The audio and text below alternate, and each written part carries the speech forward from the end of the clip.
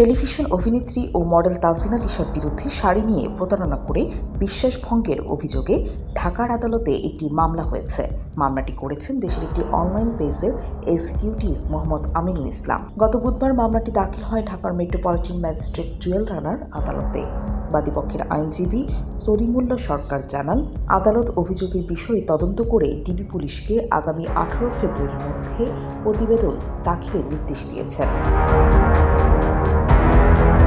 মামলার অভিযোগে বলা হয়েছে, তানজিন তিশা একটি অনলাইন পেজ থেকে 28,800 টাকা দামের একটি শাড়ি পছন্দ করে নিজের বাসায় পাঠিয়ে নেন। এরপর তিনি আশ্বাস দেন শাড়িটি পরে পেজটির প্রমোশন করবেন, কিন্তু 10 মাস পেরিয়ে গেলেও তা আর করেননি। বাদীপক্ষের দাবি, তানজিন তিশা ইচ্ছাকৃতভাবে যোগাযোগ বন্ধ করে প্রতারণা করে বিশ্বাস ভঙ্গ করেছেন।